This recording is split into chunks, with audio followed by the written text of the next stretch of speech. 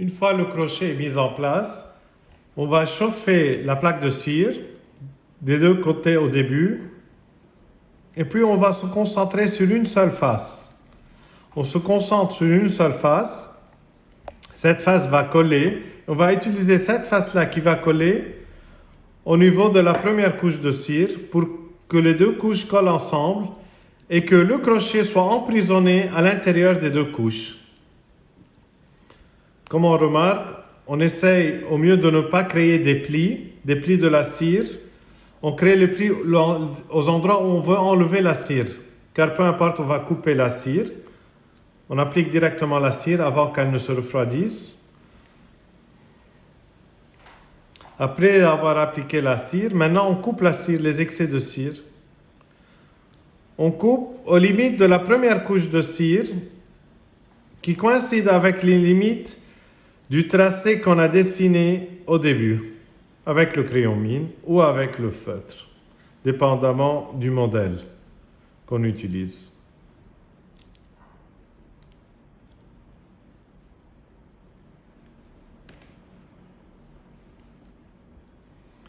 Le palais légèrement concave, le tubercule, la tubérosité palatine,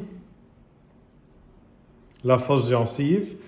Les fosses gencives ont pour double rôle de recréer le volume de la gencive qui a disparu avec l'extraction et la résorption osseuse, et car on a les téguments faciaux qui vont rentrer à l'intérieur et qui n'est pas esthétique.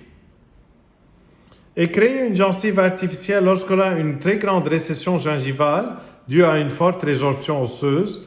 Et donc, pour que les dents ne paraissent pas très longues, on recrée une fausse gencive, une gencive rose artificielle.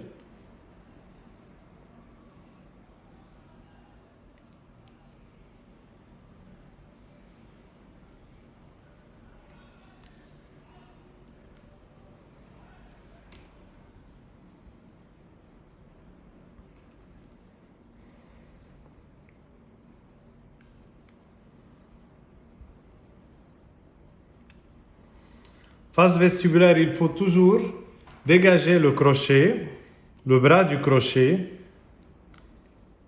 pour qu'il reste élastique et permettre à la prothèse de se mettre en place.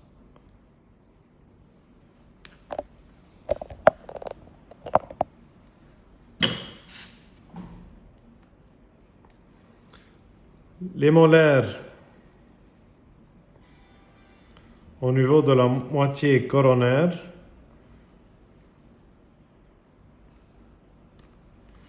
on dégage et on dégage.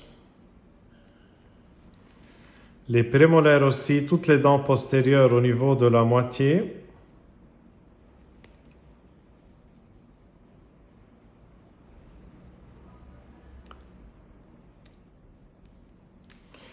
Les canines ou incisives.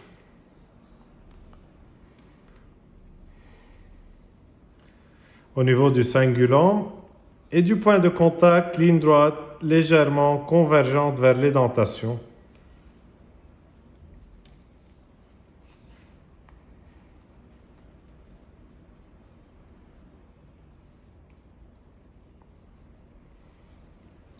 Le bord va être arrondi.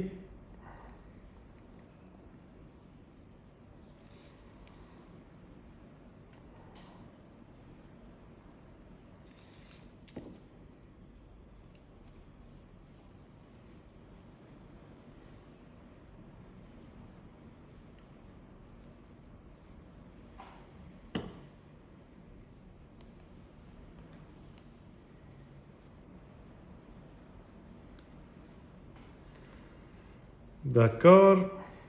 Et puis maintenant, on a l'épaisseur de 2 couches. Pour cela, par endroits, surtout interproximalement, le revers du couteau à cire, on va le chauffer un peu.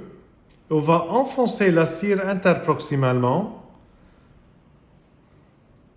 pour avoir interproximalement l'épaisseur d'une seule couche de cire.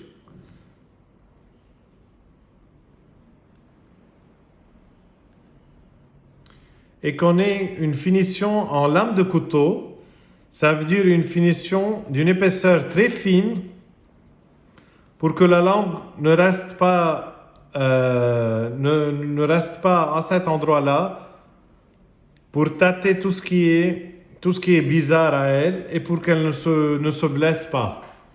Car les pics interproximaux sont un peu tranchants. C'est pour ça que ça doit être à ras la dent.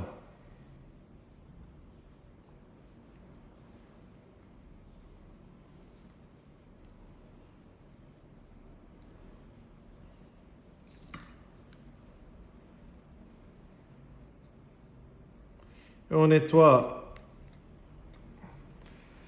les impuretés de cire.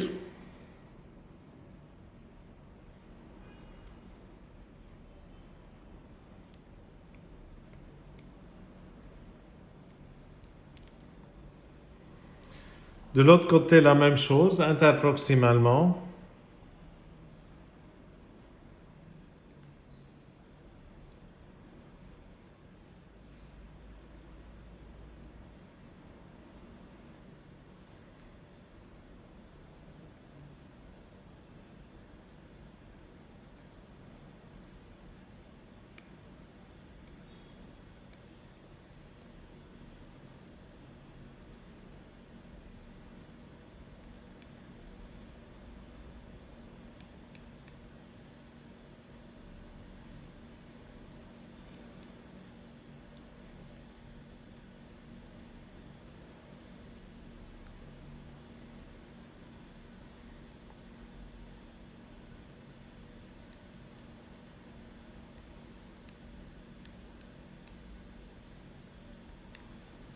Et voilà.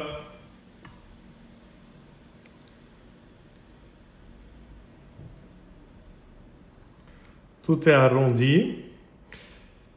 Les deux couches de cire, on va un peu biseauter leur angle, arrondir leur angle.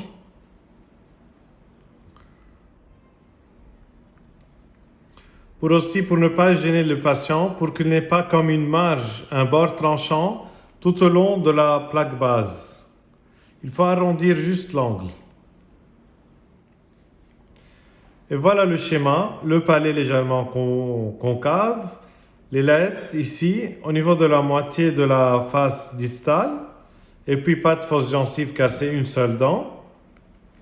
Entre les dents, ça dessine le collet au niveau de la canine. On descend ligne droite légèrement convexe, convergente vers le côté de l'édentation. On dégage le frein au milieu. Et puis c'est arrondi. La canine, la prémolaire. On descend, c'est arrondi, on rejoint le palais.